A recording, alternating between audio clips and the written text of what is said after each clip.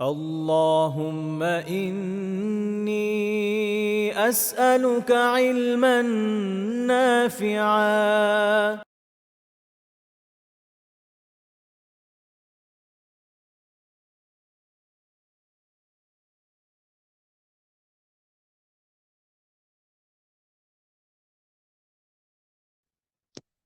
আসসালামু আলাইকুম রহমতুল্লাহি ওয়া বারাকাতুহ। আলহামদুলিল্লাহি রাব্বিল আলামিন ওয়াসসালাতু ওয়াসসালামু আলা রাসূলিহিল আমিন ওয়া আলা আলিহি ওয়া সাহবিহি আজমাইন ওয়া মান তাবিআহুম বিইহসানিন ইলা ইয়াউমিদ্দিন, আম্মা বা'দ। ফাআউযু বিল্লাহি মিনাশ শাইতানির রাজীম। বিসমিল্লাহির রাহমানির রহিম। সায়াকুলুল লাযীনা আশরাকু লাউ শাআল্লাহু মা আশরাকনা ওয়ালা আবাউনা ওয়ালা হাররামনা মিন শাই', كذلك كذب الذين من قبلهم حتى ذاقوا بأسنا قل هل عندكم من علم فتخرجوه لنا إن يتبعون إلا الظن وإن أنتم إلا تخرصون قل فلله الحجة البالغة فلو شاء لهداكم أجمعين। আল্লাহ সুবহানাহু ওয়া তাআলার বিশেষ মেহেরবানি, ইলমান নাফিআর সৌজন্যে কুরআন মাজিদ পড়ি জেনে বুঝে শিরোনামে 208তম দিনের মতো কুরআন মাজিদের হালাকায় আল্লাহ সুবহানাহু ওয়া তাআলা আমাদেরকে বসবার তৌফিক দিয়েছেন, আলহামদুলিল্লাহ। আজ আমরা ইনশাআল্লাহ সূরা আনআমের 148 নম্বর আয়াত থেকে তিলাওয়াত করব। আল্লাহ রাব্বুল আলামিন মুশরিকদের সম্পর্কে বলছেন, সায়াকুলুল লাযীনা আশরাকু, যে বিতর্ক তো হয়, যুক্তিতর্ক হয়, তো অচিরেই মুশরিকরা বলবে, যুক্তি দিয়ে বলবে, লাউ শাআল্লাহ, যদি আল্লাহ সুবহানাহু ওয়া তাআলা চাইতেন, মা আশরাকনা ওয়ালা আবাউনা, তাহলে আমরা এবং আমাদের পিতৃপুরুষরা শিরিক করতাম না, ওয়ালা হাররামনা মিন শাই', এবং কোনো কিছু তুমি বলছো যে এটা হালাল, অথচ অথচ আমাদের কাছে হারাম, এটাকে আমরা হারাম করতাম না। তার মানে হচ্ছে আল্লাহ সুবহানাহু ওয়া তাআলা চেয়েছেন। এটা দু ধরনের যুক্তি হতে পারে। একটা হচ্ছে যে শিরিক করব, যা কিছু করব, কোন দায় আমাদের না, আল্লাহ চাইছেন তাই হচ্ছে, সব দায় যেন আল্লাহর। হ্যাঁ, তাকদীর কেন্দ্রিক এই জাতীয় একটা কথা বলে আমাদের সমাজে। এখানে সেটা উদ্দেশ্য নয়, এখানে ভিন্ন আরেকটা অর্থ উদ্দেশ্য। সেটা হচ্ছে যে আমরা যে শিরিক করছি এবং আমরা যে কিছু বস্তুকে হারাম করছি, এটা আল্লাহ সুবহানাহু ওয়া তাআলা এমনটাই চেয়েছেন, মানে এটা আল্লাহর পছন্দ, মানে এই শিরিক নিয়েই আমরা আল্লাহ সুবহানাহু ওয়া তাআলার প্রিয়। হ্যাঁ, আমরা কেন শিরিক করি? লিকাররিবুনা ইলাল্লাহি যুলফা, যেন এই আমরা যাদেরকে শিরিক করছি, যে দেবতাদের আমরা পূজা করছি, এরা আল্লাহ সুবহানাহু ওয়া তাআলার অধিক কাছে, তো এরা আমাদেরকে আল্লাহ সুবহানাহু ওয়া তাআলার আরো নিকটবর্তী করবে। লিকাররিবুনা, তো আমরা যেটা করছি এটা ভুল করছি না, আমরা এটাই ঠিক করছি, এটাই আল্লাহ সুবহানাহু ওয়া তাআলার মানসা, এটাই আল্লাহ সুবহানাহু ওয়া তাআলা চেয়েছেন, তাই আমরা করছি। তুমি যে বলছো তুমি ভুল পথে আছো। মক্কার মুশরিকরা এটা বোঝাতে চাইলো তাদের মতবাদ এটা ঠিক আছে, এটাই আল্লাহ সুবহানাহু ওয়া তাআলা চান যে আমরা শিরক করি, আর আমরা যে হারাম করেছি এটা আমাদের পক্ষ থেকে না। হুম। এরকম আরো বেশ কিছু আয়াত আছে কোরআন মাজিদে। একটা জায়গায় আছে অকালু লাউ শাআর রহমানু মা আবাদনাহুম, যে রহমান যদি চাইতেন, হ্যাঁ, তাহলে আমরা তো এসব কিছু পূজা করতাম না, মানে আল্লাহ চেয়েছেন, আল্লাহর ফায়সালাতে আমরা এগুলো পূজা করছি, তুমি নতুন বিধান নিয়ে এসো না।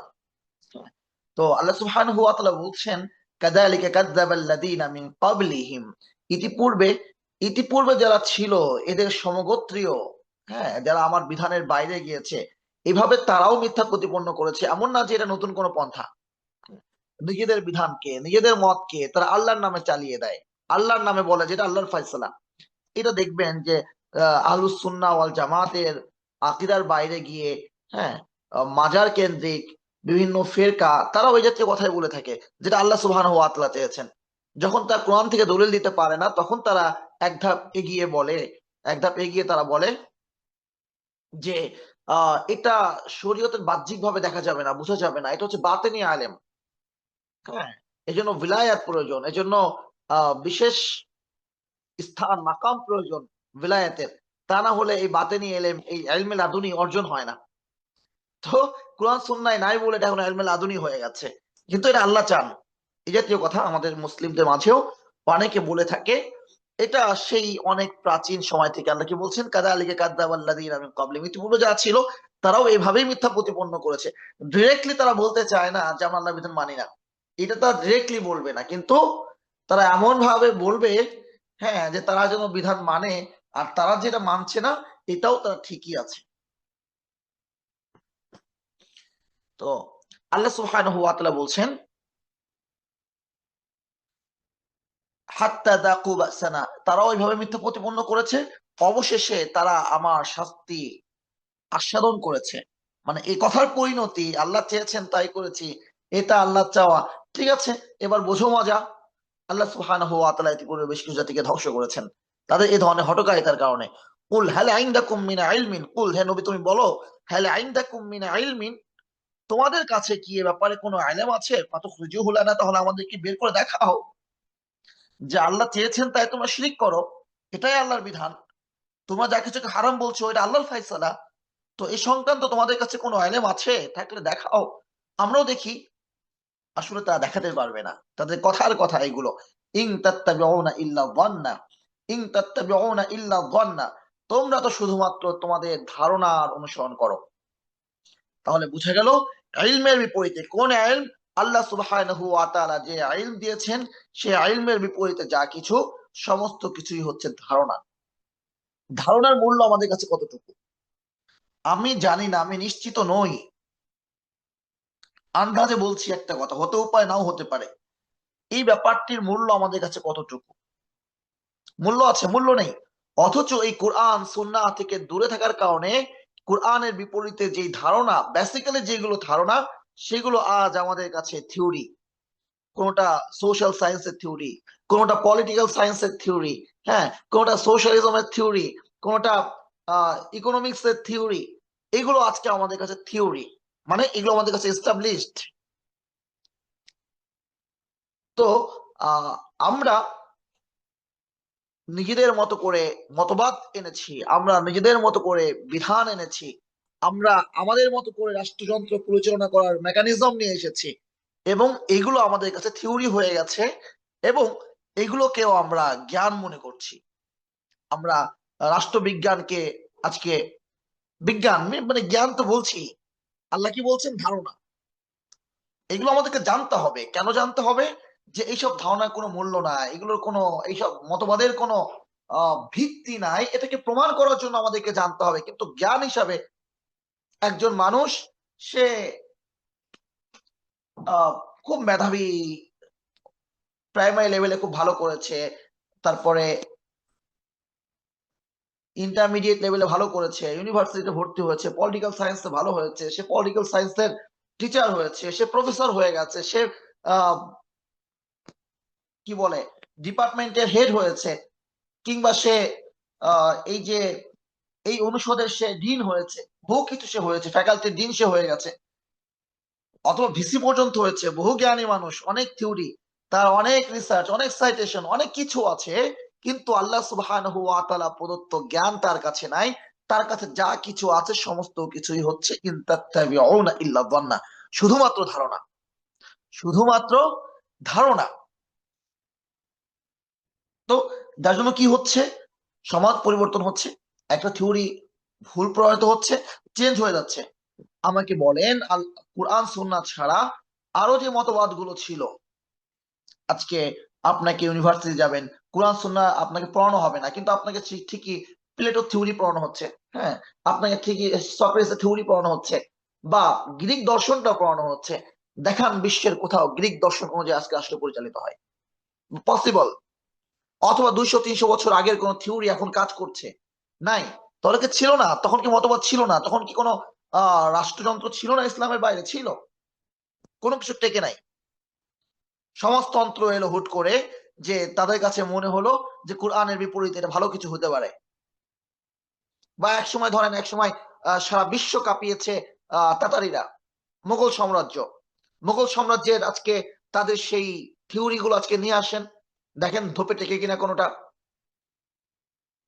মধ্যযুগীয় বর্বরতা বলা হয়, মানে মধ্যযুগীয় বর্বরতা বলতে আহ যখন খ্রিস্টানরা রাষ্ট্র পরিচালনা করতো, মানে খ্রিস্টান পাদ্রীরা রাষ্ট্রের দায়িত্বে ছিল, সেই সময়টা, ওই সময়ে মানে এত এত দুর্ঘটনা ঘটেছে ইউরোপে, যে মধ্যযুগীয় বর্বরতা, মধ্যযুগীয় অজ্ঞতা, এইভাবে ট্রাম গুলো আমাদের সমাজে এসেছে।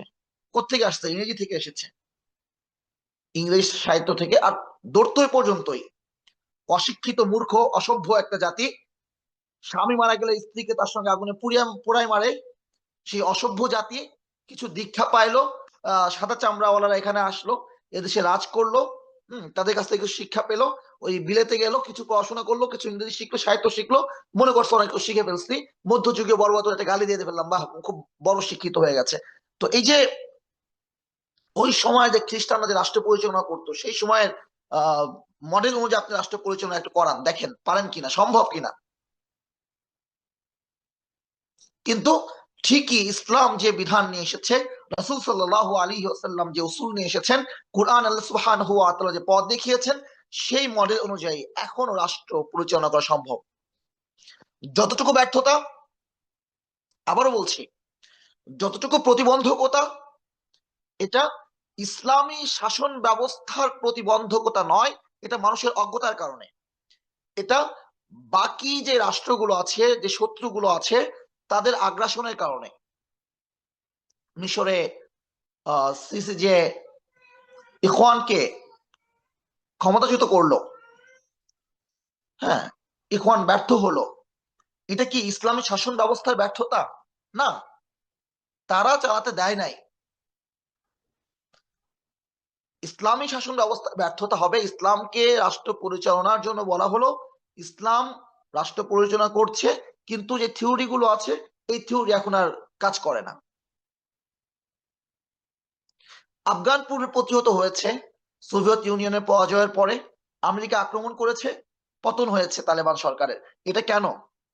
ইসলামিক শাসন ব্যবস্থার দুর্বলতা? না, আমেরিকার আগ্রাসন। তো যে কথা আমরা বলছিলাম সেটা হচ্ছে যে ইসলাম ছাড়া বাকি যা কিছু আছে, যেই মানে কনস্টিটিউশনকে আজকে মুসলিমরা মাথায় নিয়ে নাচছে, মানে কনস্টিটিউশনের বিরুদ্ধে বললে যেন মানে ইমান থাকবে না, এই দেশে থাকার কোনো অধিকার থাকবে না, যে কনস্টিটিউশনকে এই পরিমাণ সম্মান দিচ্ছে, এই কনস্টিটিউশন কি? একটা ধারণা মাত্র। এটা তো ক্লিয়ার করতে হবে, এটা ক্লিয়ার হওয়া উচিত, আমাদের বলা উচিত, জনে জনে গিয়ে বলা উচিত, হ্যাঁ, যে আল্লাহ সুবহানাহু ইন তাত্তাবিউনা ইল্লা যান্না হাল ইনদাকুম মিন ইলম, ইলম কি আছে? ইলমটা কি? আল্লাহ সুবহানাহু ওয়া তাআলা প্রদত্ত। তাহলে বের করে দেখাও, যদি না থাকে, ইন তাত্তাবিউনা ইল্লা যান্না, বাকি যা কিছু সমস্ত কিছু ধারণা, সবকিছু পরিবর্তন হবে। ধারণা, ধারণা মানুষ করে কখন? একটা হচ্ছে ঘটে গেছে আমি জানি, এটা হচ্ছে জ্ঞান, ঘটে গেছে। 71 সালে যুদ্ধ হয়েছে আমি জানি, এটা হচ্ছে জ্ঞান। 31-এ যুদ্ধ হবে আমি জানি না, আমি বলছি, এটা হচ্ছে ধারণা। তো ধারণা সময় সময় পরিবর্তন হয়, যার ফলে নতুন নতুন সংস্কারের প্রয়োজন হয়, সংশোধনীর প্রয়োজন হয়। এই সংবিধান যদি 112 মানে সংশোধনীতে আসে, আর যদি সেটা আল্লাহ এবং তার রাসূল সাল্লাল্লাহু আলাইহি ওয়াসাল্লামের সুন্নাহ অনুযায়ী না হয়, এই জাতির মুক্তি নাই। কারণ সবই ধারণা। ইন তাত্তাবিউনা ইল্লা যান্না ওয়া ইন আনতুম ইল্লা তাখরুসুন, আর তোমরা তো আল্লাহ সুবহানাহু ওয়া তাআলার নামে শুধু মিথ্যাচার করছো। তো এখান থেকে আমাদের শিক্ষা নেওয়া উচিত, আসলে আমরা কোন পথে চলবো, কি করব। আমরা কি এই ধারণার পিছনে চলে আল্লাহর নামে মিথ্যা বলে বলবো যে এই সংবিধান অনুযায়ী আমরা এই সংবিধানকে সংশোধন করে রাষ্ট্রে ইসলাম কায়েম করব, নাকি আসলে আমাদের পলিসি কি হবে? নতুন করে আমাদেরকে ভাবতে হবে, নতুন করে ভাবতে হবে। এভাবে সম্ভব নয়, এভাবে সম্ভব নয় যে কোনো ভিত্তি নাই, কোনো ফাউন্ডেশন নাই, সুন্দর করে চাকচিক্য দিয়ে ইটটাকে শেখ হাসিনার মতো করে বা শেখ হাসিনা সরকারের মতো করে মানে বাঁশের উপরে প্লাস্টার করে দিলাম আর পুরো একটা বিল্ডিং দাঁড় করায় দিলাম। সম্ভব নয়। এই শাসন ব্যবস্থার পুরোটাই হচ্ছে একটা বাঁশের ভিত্তি, তারপর আপনি কি করে ইসলামিক ফাউন্ডেশন দিবেন? পসিবল না। কুল ফালিল্লাহিল হুজ্জাতুল বালিগা, আল্লাহ সুবহানাহু ওয়া তাআলা বলেন, তুমি বলে দাও, ফালিল্লাহিল হুজ্জাতুল বালিগা, ফালিল্লাহিল হুজ্জাতুল বালিগা, চূড়ান্ত দলিল, চূড়ান্ত দলিল, চূড়ান্ত যুক্তি শুধুমাত্র আল্লাহর। ফালাউ শাআ লাহাদাকুম আজমাইন, তোমরা যে বলছো যে আল্লাহ চাইলে তোমরা শিরিক করতে না, মানে আল্লাহ চাইছে তাই করছো। আল্লাহ বলছেন তুমি বলে দাও চূড়ান্ত দলিল একমাত্র আল্লাহর, আল্লাহ যেটার পক্ষে দলিল দিয়েছেন সেটা একমাত্র সত্য। ফালাউ শাআ, যদি তিনি চাইতেন, লাহাদাকুম আজমাইন, তিনি তোমাদের সকলকে হেদায়েত দিতেন। তোমরা হতভাগ্য। কুল হালুম্মা শুহাদাকুমুল্লাযীনা আশহাদুন, কুল, আল্লাহ সুবহানাহু ওয়া তাআলা বলছেন, কুল তুমি বলো। আল্লাহ সুবহানাহু ওয়া তাআলা অনেকগুলো আয়াত বলেছেন, যদি আল্লাহ চাইতেন তোমাদেরকে হেদায়েত দান করতেন। হ্যাঁ, আল্লাহ সুবহানাহু ওয়া তাআলা বলছেন লাউ শা আল্লাহু লাজামাআহুম আলাল হুদা, যদি আল্লাহ সুবহানাহু ওয়া তাআলা চাইতেন তাহলে তাদেরকে হেদায়েতের উপর জমা করতেন। লাউ শা আল্লাহু মা আশরাকু, যদি আল্লাহ সুবহানাহু ওয়া তাআলা চাইতেন তাহলে তারা শিরিক করতো না।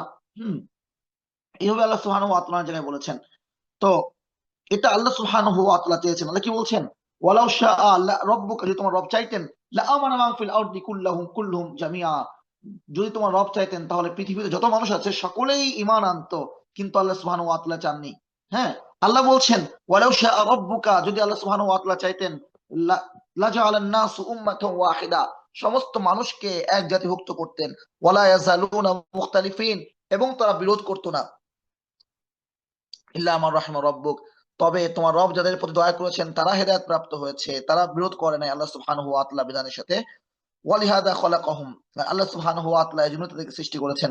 ওয়া তাম্মাত কালিমাতু রাব্বিকা লাআমলাআন্না জাহান্নামা মিনাল জিন্নাতি ওয়ান নাসি আজমাইন, তোমার রবের কথা অবশ্যই পরিপূর্ণতা পাবে যে আমি মানুষ এবং জিনকে দিয়ে জাহান্নামকে পরিপূর্ণ করে দেব। নাউজুবিল্লাহ। আমাদের সতর্ক থাকা উচিত, চূড়ান্ত সতর্ক থাকা উচিত। এটা আল্লাহ সুবহানাহু ওয়া তাআলার ফায়সালা। আল্লাহ সুবহানাহু ওয়া তাআলা এটা পরীক্ষা করছেন, মতবাদ সৃষ্টির সুযোগ দিয়েছেন। আমরা আছি না অনেক সময় অনেকে মানে নিজের দোষ তো দিতে চায় না, আমাদের এটা হচ্ছে অভ্যাস, নিজের দোষ কেউ নিতে চায় না। বলে যে হুজুররা কেন এত দলে বিভক্ত, হুজুররা কেন এক হইতে পারে না, তাহলে তো ইসলাম কায়েম হয়ে যাইতো। ভাই, আ- আল্লাহ সুবহানাহু ওয়া তাআলা সেই হুজুরকে যেমন পরীক্ষা করছেন, আল্লাহ সুবহানাহু ওয়া তাআলা আপনাকেও পরীক্ষা করছেন। তিনি কিছু পড়েছেন, আপনি কেন পড়েন নাই, তাও তো সে একটা কাজ করছে, আপনি সেটাও করছেন না। হুজুর যদি অর্থ এটা হয় যে কোরআন সুন্নাহর ইলম অর্জন করেছে, তো সে তো একটা কাজ করছে, আপনি তো সেটাও করেন নাই। আজকে আপনি হুজুরকে দোষ দিচ্ছেন। আল্লাহ সুযোগ দিয়ে রেখেছেন। আল্লাহ কি বলছেন? যদি আল্লাহ চাইতেন তাহলে তারা মতবিরোধ করতো না, কিন্তু আল্লাহ সুবহানাহু ওয়া তাআলা পরীক্ষা নিচ্ছেন যে ইসলাম পাওয়ার পরে তুমি কি আসলেই ইসলামকে মানতে চাও, নাকি ইসলামকে তোমার দলিল হিসাবে ব্যবহার করতে চাও। ইসলামকে তুমি তোমার দলিল হিসাবে ব্যবহার করতে চাও। একদল সে এসে বলছে যে আমরা গণতন্ত্রে বিশ্বাস করি না, আমরা ইসলামকে বিশ্বাস করি না, ইসলামী শরিয়াতে বিশ্বাস করি না। এক দলের মহাসচিব বললেন। সেই দলে আবার কিছু ইসলামী ব্যক্তিরা যোগ দিল। ইতিপূর্বে হাসনার বিপরীতে তার সকলেই যোগ দিয়েছিল, সমস্ত আলেমরাই গিয়েছিল প্রায়। হ্যাঁ, কিছু আলেম যোগ দিল। যোগ দিয়ে তারা বলছে সাহাবা কেরামের যা সমালোচনা করে তাদের সঙ্গে জোট করা জায়েজ নাই। তাহলে আপনি যেমন একটা দলের সঙ্গে আসলেন যে ইসলাম বিশ্বাস করে না, যে ইসলামের শরিয়ায় বিশ্বাস করে না, এটা কি জায়েজ আছে? তো আপনি দিন মানছেন না সেটা ভিন্ন জিনিস, কিন্তু যখন আপনি বলবেন যে ওইটা জায়েজ নয় আমারটা জায়েজ, তার মানে কি আমি দিনকে ব্যবহার করলাম। তো হুজুর তো এই কথা বলবে, কারণ এটা তো হুজুরের জন্যও পরীক্ষা। আমিও বিরোধ করছি কিনা এটা আমার জন্যও পরীক্ষা। এখন বিরোধ করার মতো, ইখতিলাফ করার মতো, দিন নিয়ে নিজের মতো করে ব্যবহার করার মতো এলেম আমার নাই, এটা আরেকটা ব্যর্থতা। এলেম থাকতে হবে, সেটা কাজে লাগাতে হবে।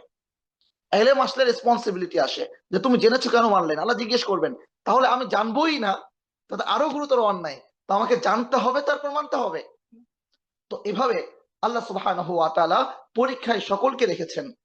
হ্যাঁ, এই দিন নিয়ে আমরা কি একীভূত হচ্ছি কিনা, আমরা কোরআন সুন্নাহ, আল্লাহ এটাও বলে দিচ্ছেন যে ইয়াতাসিমু বিহাবলিল্লাহ, আল্লাহ যদি আঁকড়ে ধরো, ওয়ালা তাফাররাকু, বিচ্ছিন্ন হও না। আরো অনেক জায়গায় বলেছেন, সামনেও আসছে সে কথা। আল্লাহ তো বলে দিয়েছেন। এখন আমি কি করছি? আমি কি আল্লাহর রজ্জুকে আঁকড়ে ধরছি, নাকি আমি ভিন্ন হয়ে যাচ্ছি?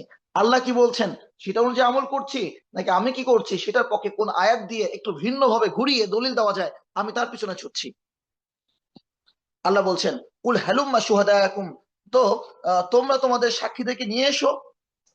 আল্লাযিনা আশহাদুনা, যারা একথা সাক্ষ্য দিবে, আন্নাল্লাহ হারামা হাদা, তোমাদের কথা অনুযায়ী যে এটা হারাম করছেন আল্লাহ, তো তা দলিল দিবে, তার সাক্ষ্য দিবে। ফাইন শাহিদু, যদি তারা সাক্ষ্য দেয়, কারণ এত মিথ্যাবাদী মিথ্যুক, সাক্ষ্য চাওয়া হলো তার সাক্ষ্য দিয়ে দিল। তো বলছে ফাইন তার শাহিদু, যদি তার সাক্ষ্য দেয়ও, ফালা তাশহাদ মাআহুম, তুমি তাদের সাথে সাক্ষ্য দিতে যেও না। ওয়ালা তাত্তাবিআ আহওয়া আল্লাযীনা কাযযাবু বিআয়াতিনা, যারা আমার আয়াত সমূহকে মিথ্যা প্রতিপন্ন করেছে তাদের প্রবৃত্তিকে তুমি অনুসরণ করো না। তাদের প্রবৃত্তিকে তুমি অনুসরণ করো না, যারা আমার আয়াত সমূহকে মিথ্যা প্রতিপন্ন করেছে। এটা গুরুত্বপূর্ণ যে আহ সকলের মত গ্রহণ না করা, অধিকাংশের মতের পিছনে ছোটা। তুমি যদি অধিকের অংশ মতকে অনুসরণ করো, ইদিল্লুকা আন সাবিলিল্লাহ, তা তোমাকে আল্লাহর রাস্তা থেকে সরিয়ে দেবে। আপনি ইসলাম কায়েমের জন্য ভোটে দাঁড়াইছেন, হ্যাঁ, আপনি ইসলাম কায়েমের জন্য ভোটে দাঁড়িয়েছেন, তো আপনাকে যা ইসলামকে চায় তার ভোটটা যে মূল্যবান, যতটুকু মূল্যবান, একজন কাদিয়ানি ভোটও সে পরিমাণ মূল্যবান। সেম আপনার কাছে একজন মুমিনের ভোট, একজন কাদিয়ানি ভোট আপনার কাছে সেম। যখন আপনি রাজনীতি করবেন তখন আপনি কি করবেন?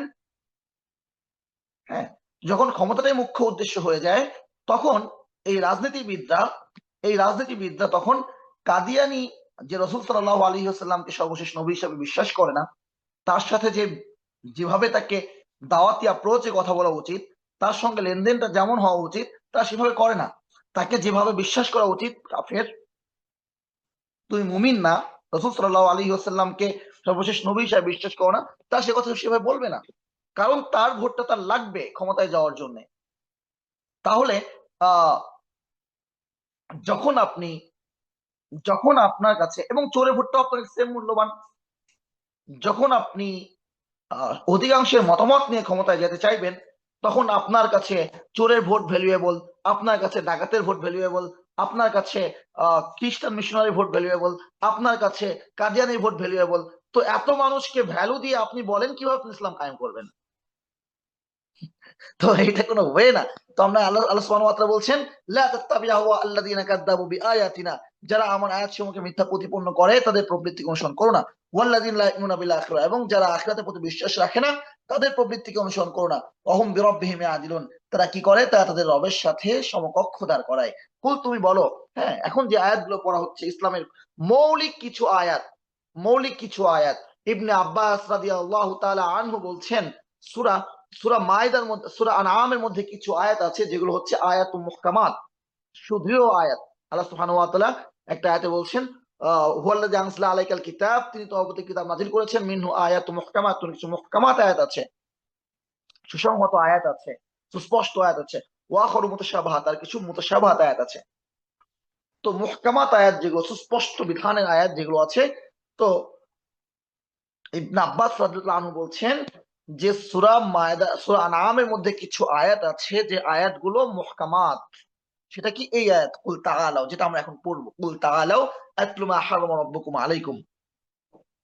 রাসূল সাল্লাল্লাহু আলাইহি ওয়াসাল্লাম বলছেন যে তোমাদের মধ্যে কে কে আমার কাছে তিনটি বিষয় বায়াত করবে, আমার হাতে বায়াত দিবে, প্রতিজ্ঞা করবে তিনটা বিষয়।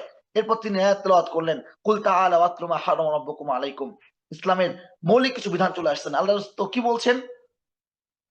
দাওয়াত একটি আয়াত, যে কুল, তুমি বলো হে মুহাম্মদ সাল্লাল্লাহু আলাইহি ওয়াসাল্লাম, তাআলা, তোমরা এসো, আতলু মা হারামা আলাইকুম। মক্কা মুশরিক তো বলতো এটা হারাম করেছেন, আমি তোমাদেরকে তেলাওয়াত করে শোনাই তোমাদের রব তোমাদের জন্য কি হারাম করেছেন। ফার্স্ট, আল্লাহ তুশরিকু বিহি শাইআ, তোমরা তার সাথে কোনো কিছুকে শিরক করবে না। আল্লাহ তুশরিকু বিহি শাইআ, তোমরা তার সাথে কোনো কিছুকে শিরিক করবে না। তারপর ওয়াবিল ওয়ালিদাইনি ইহসানা, পিতামাতার প্রতি সদাচার করবে। ৩, লা তাকতুলু আওলাদাকুম মিন ইমলাক, দরিদ্রতার ভয়ে তোমরা তোমাদের সন্তানদেরকে হত্যা করবে না। নাহনু নারযুকুহুম ওয়া ইয়াকুম, আমি তাদেরকে রিজিক দেই এবং তোমাদেরকেও আমি রিজিক দেই।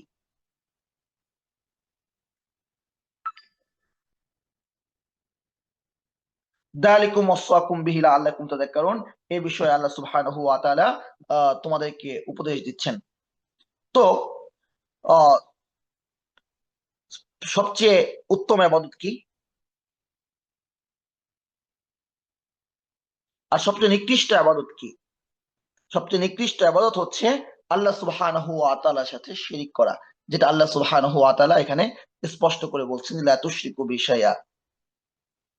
আবু যার রাদিয়াল্লাহু তাআলা আনহু বলছেন, একদিন রাসূল সাল্লাল্লাহু আলাইহি ওয়াসাল্লাম বলছেন, আতানি জিবরিল, জিবরিল আমিন আমার কাছে আসলেন এবং এসে বললেন যে, মান মাতা, যে ব্যক্তি এমন অবস্থায় মারা যাবে, লা ইউশরিকু বিল্লাহি শাইআ, আল্লাহর সাথে কোনো কিছুকে শিরিক করবে না, মিন উম্মতিকা, তোমার উম্মতের, দাখালাল জান্নাহ, সে জান্নাতে প্রবেশ করবে। হ্যাঁ, আবু যর রাদিয়াল্লাহু আনহু অবাক হলেন যে ঈমান আনলে শিরিক করবে না, এতটুকু এনাফ? তো তিনি বললেন, ওয়াইন জানা ওয়াইন সারাকা, এই ব্যক্তি যদিও ব্যভিচার করে এবং চুরি করে তাহলেও সে জান্নাতে প্রবেশ করবে। রাসূল সাল্লাল্লাহু আলাইহি ওয়াসাল্লাম বললেন, ওয়াইন জানা ওয়াইন সারাকা, যদিও সে ব্যভিচার করে এবং চুরি করে। আবু যর রাদিয়াল্লাহু আনহুর বিস্ময় মিটছে না, তিনি আবার একই প্রশ্ন করছেন, ওয়াইন জানা ওয়াইন সারাকা, যদিও সে ব্যভিচার করে এবং চুরি করে। রাসূল সাল্লাল্লাহু আলাইহি ওয়াসাল্লাম বলছেন, ওয়াইন জানা ওয়াইন সারাকা। একই কথা আবার প্রশ্ন করলেন, রাসূল সাল্লাল্লাহু আলাইহি ওয়াসাল্লাম একই উত্তর দিলেন। তৃতীয়বার রাসূল সাল্লাল্লাহু আলাইহি ওয়াসাল্লাম যুক্ত করে বললেন, ওয়াইন রাগিমা আনফা বিদাত, আবু যর আপত্তি করলেও সে জান্নাতে প্রবেশ করবে। সুবহানাল্লাহ। হ্যাঁ, তো এই জন্য সবচেয়ে মূল্যবান একটি ইবাদত হচ্ছে, সবচেয়ে দামি ইবাদত হচ্ছে আল্লাহ সুবহানাহু ওয়া তাআলার সাথে শিরক না করা। আর সবচেয়ে নিকৃষ্ট ইবাদত, এই নিকৃষ্ট কাজ হচ্ছে আল্লাহ সুবহানাহু ওয়া তাআলার সাথে শিরক করা। আবু যর রাদিয়াল্লাহু আনহু আরেকটা হাদিস আছে, ইবনে আদম, রাসূলুল্লাহ বলেন, আল্লাহ সুবহানাহু ওয়া তাআলা বলেছেন, মানে হাদিসে কুদসি, কি বলেছেন? ইবনে আদম, হে বনি আদম, ইন্নাকা মা দাউতানি ওয়া রাজাউতানি ফাইন্নী আগফিরু লাকা আলা মা কানা মিনকা ওয়া লা উবালি। যতদিন তুমি আমাকে ডাকবে এবং আমার কাছে প্রত্যাশা করবে, আমি তোমাকে ক্ষমা করতে থাকবো, কোনো পরোয়া করব না। ওয়ালাউ আতাইতানি বিকিরাবিল আরদি খাতিআ আতাইতুকা বিকিরাবিহা মাগফিরা। যদি জমিন পরিমাণ গুনাহ নিয়ে তুমি আমার কাছে হাজির হও, আমি জমিন পরিমাণ ক্ষমা নিয়ে তোমার কাছে আসবো। সুবহানাল্লাহ। মা লাম তুশরিক বিষয়ে, কতদিন? যতদিন তুমি শিরিক করবে না। ওয়াইন আখতা'তা হাত্তা তাবলুগা খতায়াকা আনানাস সামা তুম্মা আস্তাগফারতানি গফারতু লাকা। যদি তুমি ভুল করো, ভুল করতে করতে আকাশ সম হয়ে যায়, আসমান সম হয়ে যায়, উচ্চতায় পৌঁছতে পৌঁছতে, আর আমার কাছে ক্ষমা চাও, আমি তোমাকে ক্ষমা করে দেব। তো এটা হচ্ছে শিরক। যে শিরক হচ্ছে সবচেয়ে গুরুতর অন্যায়।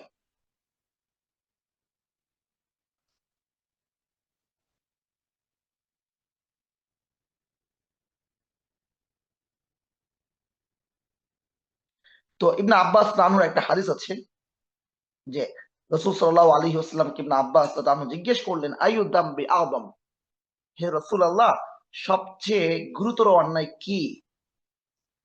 আব্দুল্লাহ বিন মাসউদ রাদিয়াল্লাহু আনহু রাসূল সাল্লাল্লাহু আলাইহি ওয়াসাল্লামের কোন হাদিস সহজে বর্ণনা করতেন না।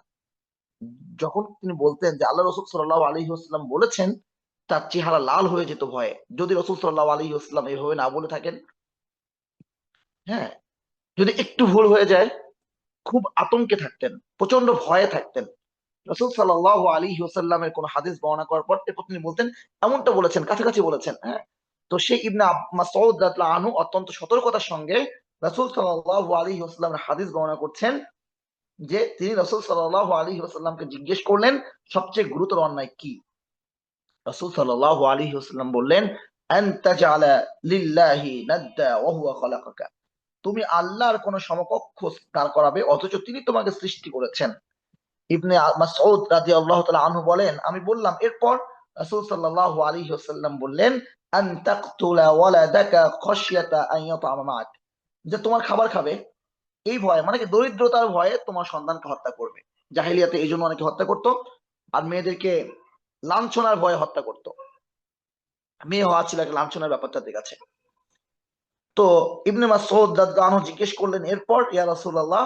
রাসূল সাল্লাল্লাহু আলাইহি ওয়াসাল্লাম বললেন, এরপরে গুরুতর অন্যায় হচ্ছে আনতাজনি হালিলাতা জারিক, তোমার প্রতিবেশীর স্ত্রীর সঙ্গে ব্যভিচার করবে। প্রতিবেশী এটা আমানত, এই আমানতের খেয়ানত করা, প্রতিবেশীর স্ত্রীর সঙ্গে ব্যভিচার, এটা হচ্ছে এরপর সবচেয়ে গুরুতর অন্যায়। তো এরপর রাসূল সাল্লাল্লাহু আলাইহি ওয়াসাল্লাম এই আয়াত তেলাওয়াত করলেন, ওয়াল্লাযীনা লা ইয়াদউনা মা আল্লাহি ইলাহান আখার, সূরা ফুরকানের 68 নম্বর আয়াত, ওয়াল্লাযীনা লা ইয়াদউনা মা আল্লাহি ইলাহান আখার, যারা আল্লাহ সুবহানাহু ওয়া তাআলার সাথে অন্য কোন ইলাহকে ডাকবে না, ওয়ালা ইয়াকতুলুনা আন-নাফস আল্লাতী হারামাল্লাহু ইল্লা বিল হক, এবং আল্লাহ যাকে হত্যা করা হারাম করেছেন তাকে অন্যায়ভাবে হত্যা করবে না, ওয়ালা ইয়াজনুন, এবং কোনো ব্যভিচার করবে না, ওয়া মান ইয়াফআল যালিকা ইয়ালকা আসামা, যে কাজগুলো করবে সে ধ্বংসের মুখোমুখি হবে। এই আয়াতটি রাসূল সাল্লাল্লাহু আলাইহি ওয়াসাল্লাম তেলাওয়াত করলেন। তাহলে এই হাদিস থেকে আমরা জানতে পারলাম সবচেয়ে গুরুতর অন্যায় হচ্ছে শিরক করা, এরপর হচ্ছে সন্তান হত্যা করা। এর বিপরীতে শ্রেষ্ঠ আমল কি? শ্রেষ্ঠ আমল হচ্ছে আল্লাহ সুবহানাহু ওয়া তাআলার সাথে শিরক না করা, পিতামাতার প্রতি সদাচার করা, এরপরে জিহাদ করা। এরকম একটা হাদিস আছে,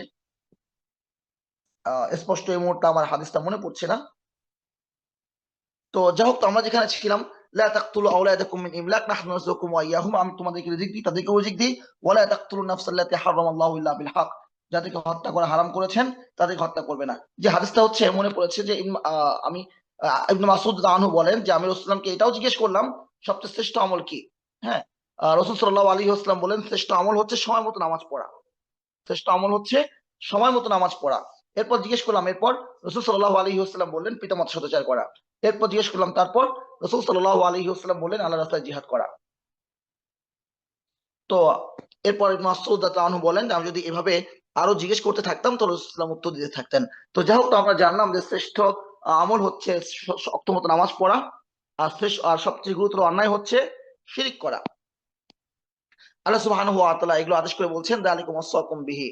রাসূল আল্লাহ সুবহানাহু ওয়া তাআলা তোমাদেরকে সমস্ত বিষয়ের ওসিয়ত করছেন, উপদেশ দিচ্ছেন লাআল্লাকুম তাকিলুন, যেন তোমরা বুঝতে পারো, যেন তোমরা তোমাদের আকলকে খাটাইতে পারো। হ্যাঁ, এটা হচ্ছে মুসলিমদের একটা ইবাদত যে লাআল্লাকুম তাকিলুন, যেন তোমরা তোমাদের আকলকে ইউটিলাইজ করো, ব্যবহার করো। আকলকে ব্যবহার করা একটা ইবাদত। আল্লাহ সুবহানাহু ওয়া তাআলা কর্মী দিয়েছেন আকল ব্যবহারের জন্য, অথচ আমরা মানে দিনে এলেম অর্জন করাকে আমাদের এই সেকুলার শিক্ষা ব্যবস্থা এই সমাজে মনে করা হচ্ছে এটার একটা ফালতু কাজ। বিমান নাই পৃথিবীতে, পৃথিবী ছিল না, মানুষ ছিল না। গাড়ি নাই পৃথিবীতে, পৃথিবী ছিল না, মানুষ ছিল না। তাহলে এই পৃথিবীতে আল্লাহ সুবহানাহু ওয়া তাআলা প্রেরণ করেছেন তার ইবাদত করার জন্য। আর এই পৃথিবীটা শান্তির হবে যদি আমরা মানুষ হয়ে থাকতে পারি। বিমান আবিষ্কার হয়েছে, যুদ্ধ বিমান আবিষ্কার হয়েছে, যদি এথিক্স না থাকে, নৈতিকতা না থাকে, শান্তি কোথায়? পরিবার আছে, বিশ্বাস নাই, পরিবার আছে, আহ সমঝোতা নাই, পরিবার আছে, পারস্পরিক হৃদ্যতা নাই, শান্তি কোথায়? তাহলে সবচেয়ে সবচেয়ে দামি যেটা, সেটা হচ্ছে কোরআন অনুযায়ী আকলকে ব্যবহার করা, যেন আমাদের পৃথিবীটা জান্নাত হয়ে যায়, যেন আমরা আমাদের রবকে খুঁজে পাই। এই নশ্বর পৃথিবীতে থেকে আমরা যেন চিরন্তন জান্নাতে, চিরন্তন সুখের, আমরা যেন আমাদের রবের সন্ধানটা খুঁজে পাই, যার কাছ থেকে আমরা এসেছি এবং যার কাছে আমরা ফিরে যাব। তো যাই হোক, এরপর আল্লাহ সুবহানাহু ওয়া তাআলা বলছেন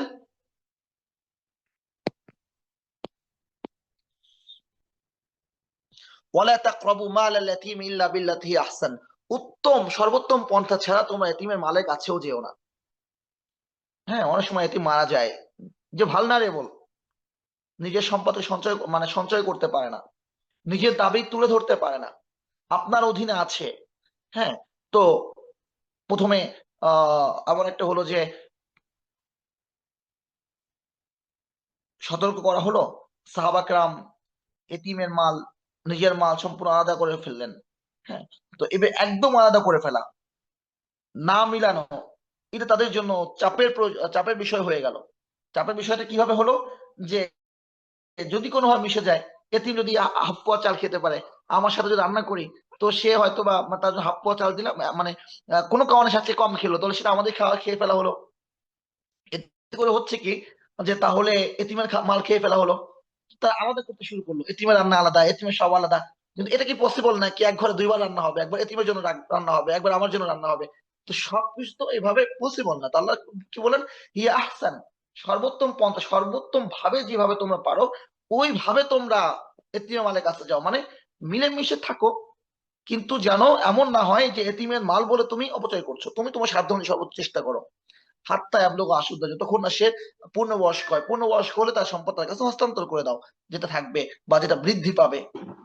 হ্যাঁ, তার তার সম্পদ রেখে গেছে, এখন সম্পদ তো শেষ হয়ে যাবে যদি সেটাকে ব্যবহার না করা হয়, যদি সে ব্যবসা করা না হয় অথবা পুঁজিটা খাটানো না হয়। তো আপনি খাটাচ্ছেন, আপনার একটা ব্যবসা আপনি দেখবেন, তার জন্য আলাদা ব্যবসা দেখবেন, একসঙ্গে শেয়ারের ব্যবসা হতে পারে। তো এই শেয়ারের ব্যবসার ক্ষেত্রে ছাড় দেওয়ার মানসিকতা থাকতে হয় শেয়ারের ক্ষেত্রে, উভয় পক্ষকে। কিছু ব্যাপার থাকে এমন যেখানে ছাড় দিতেই হয়। তো ওভাবে মিলেমিশে যেন এমন না হয় যে এতিমকে ক্ষতিগ্রস্ত করা হচ্ছে। তো সেভাবে ব্যবসায়ী সম্পদ খাটানো যেতে পারে ইনসাফের সাথে। এরপর আল্লাহ সুবহানাহু ওয়া তাআলা বলছেন আউফুল কাইল ওয়াল মিজানা বিল কিসতি। আউফুল কাইল, হ্যাঁ, পাত্রের পরিমাপে, যেমন আমরা পোয়া মাপি যেটা, হ্যাঁ, ওয়াল মিজান, এবং দাঁড়িপাল্লায় মাপি। তো যত যত পরিমাপ আছে এই সমস্ত কিছুতে তোমরা পূর্ণতা করো ইনসাফের সাথে, নেওয়ার সময়ও দেওয়ার সময়ও। এরপর আল্লাহ সুবহানাহু ওয়া তাআলা বলছেন লা নুকাল্লিফু নাফসান ইল্লা উসআহা। আমি মানুষকে তার সাধ্যের বাইরে চাপিয়ে দেই না। এক পো আপনি দিচ্ছেন, ওখান থেকে একটা চাল পড়ে গেল, আপনি দেখলেন না। এখন একটা চাল কেন পড়লো? হ্যাঁ, বা আপনি মেপেছেন পাত্র, তো হয়তোবা আহ, ওখানে যে পরিমাণ চাল হওয়া দরকার ছিল, দুইটা চাল কম ওখানে হয়েছে, দুইটা বাদাম কম হয়েছে। হুম। টিউশনি করছেন, 1 ঘন্টা সময় পড়াবেন, বা অফিস করেন 8 ঘন্টা সময় দিবেন, কোনোদিন জ্যামের কারণে 5 মিনিট লেট হয়েছে, এখন কি 5 মিনিটের বেতন কম নিবেন? তো এই যে যেটা পসিবল না, মানে যতটুকু আলাদা করা সম্ভব না, যতটুকু হয়েই যায়, এটা মানুষের সাধ্যের বাইরে, যারা বলছে সাধ্যের বাইরে চাপিয়ে দিই না, কিন্তু সাধ্যানুযায়ী চেষ্টা করতে হবে, সাধ্যানুযায়ী চেষ্টা করলে ওটা এনাফ। যেটা অতিরিক্ত ক্ষতি হয়, যেটা অতিরিক্ত খেয়ানত করা হয়, ওটা চেষ্টা না করার কারণে, ওটা আন্তরিক না হওয়ার কারণে। ওয়াইদা কুলতুম ফাআদিলু, যখন তোমরা কথা বলবে তখন তোমরা ন্যায় পরায়ণতা অবলম্বন করো, ঠিকটা বলো। কোন কওয়ামিনা বিল কিসতি, তোমরা ইনসাফ প্রতিষ্ঠাকারী হও। হ্যাঁ, ঠিকটা বলবে। ওয়ালাউ কানা যা কুরবা, যদিও নিকটাত্মীয় হয়, নিকটাত্মীয়ের বিপরীতে যাচ্ছে, নিজের বন্ধুর বিপরীতে যাচ্ছে, নিজের বাবার বিপরীতে যাচ্ছে, কিন্তু ঠিকটা তোমাকে বলতে হবে। এটা হচ্ছে মুমিনের একটা একটা গুণ। অবি আহাদিল্লাহ আফু, আর আল্লাহর আদেশ সমূহকে তোমরা যথাযথভাবে পালন করো। আল্লাহ যে আদেশগুলো করেছেন, যে নিষেধগুলো করেছেন, এই আল্লাহর আয়াতকে তোমরা পূর্ণ করো। যালিকুম ওয়াসাকুম বিহি, এই আল্লাহ সুবহানাহু ওয়া তাআলা এই উপদেশগুলো তোমাদেরকে দিচ্ছেন, লাআল্লাকুম তাযাক্কারুন, যেন তোমরা উপদেশ গ্রহণ করো। আগেবার কি বললেন? লাআল্লাকুম তাকিলুন, যেন তোমরা বুঝো। এবার কি বলছেন? লাআল্লাকুম তাযাক্কারুন, যেন তোমরা উপদেশ গ্রহণ করো। তাহলে কোরআন মাজিদ এটা আকলকে হাঁটানোর জন্য, কোরআন মাজিদ তাযাক্কারুন স্মরণ রাখার জন্য, কোরআন মাজিদ তাযাক্কারু উপদেশ গ্রহণ করার জন্য। কিন্তু আমরা কোরআন মাজিদকে গ্রহণ করেছি শুধুমাত্র জান্নাতে বিল্ডিং করার জন্য। হ্যাঁ, জান্নাতে বিল্ডিং হবে যদি আমি আকলকে খাটাই, জান্নাতে বিল্ডিং হবে যদি আমি জিকির করি, উপদেশ গ্রহণ করি। এরপর আল্লাহ সুবহানাহু ওয়া তাআলা বলছেন, ওয়ান হাদা সিরাতি মুস্তাকিমান, এটা আমার সরল পথ, ফাত্তাবিউ, এই পথে অনুসরণ করো। ওয়ালা তাত্তাবিউস সুবুল, এটা ছাড়া আরো যে পথগুলো আছে, যে মতবাদগুলো আছে, সেইগুলোকে তোমরা অনুসরণ করো না, ফাতাফাররাকু বিকুম আন সাবিলি, তাহলে সেইগুলো তোমাদেরকে এই পথ থেকে দূরে সরিয়ে দেবে। রাসূল সাল্লাল্লাহু আলাইহি ওয়াসাল্লাম একটা দাগ টানলেন সোজা, বললেন এটা সিরাতুল মুস্তাকিম। এরপর ডানে বামে বিভিন্ন দাগ টানলেন এবং বললেন যেগুলো হচ্ছে বাতিল পথ। এই প্রত্যেকটা পথে একজন করে আহ্বানকারী আছে, যে এদিকে আহ্বান করতে থাকে, এদিকে আসেন। আপনি সদরঘাটে যাবেন, বরিশালে যাবেন, সদরঘাটে আপনি গিয়েছেন, গিয়ে দেখেন যে 10টা লঞ্চ। সুবহানাল্লাহ, এমন অবস্থা মাঝে মধ্যে হয়, সব লঞ্চই এমন ভাবে হাক ডাক দিয়ে ডাকতে থাকে, 4 জন 10 জন মিলে প্রত্যেক লঞ্চের সামনে, এবং প্রত্যেক লঞ্চ চাই যে আপনাকে তাদের লঞ্চে তুলতে। বা আগে এটা মানে গাবতলীতেও হতো, আপনি যাবেন, বা এখনো হয়, ঠিক আছে, আপনি আপনার নির্দিষ্ট গাড়িতেই উঠবেন, কিন্তু আপনাকে মানে সবাই ডাকতে থাকবে। কখনো কখনো তো এই ছাত্ররা গুলো হাত ধরেও টানতে থাকে, যে আসেন আমাদের গাড়িতে ওঠেন। তো এইভাবে হাত ধরে টানা, এইভাবে ছ্যাঁচড়ামি করা, এটা হচ্ছে শয়তানের কাজ। মানে আফওয়ান, আমি এই যে গাড়িতে ডাকা, এটাকে আমি ছ্যাঁচড়ামি বলছি না, তবে অবশ্যই এটা আদবের খেলাফ। কখনো কখনো এটা গুনাহ, ব্যক্তিকে কষ্ট দেওয়া হয়। হ্যাঁ, তো এবং এত সুযোগ পেলে মেয়েদের হাতও ধরে ফেলে। তো যেটা আমি বলছিলাম সেটা হচ্ছে যে, তো মানে বাতিল পথগুলোর সামনে দাঁড়িয়ে শয়তান এই ছ্যাঁচড়ামি করতে থাকে, ঠিক আছে।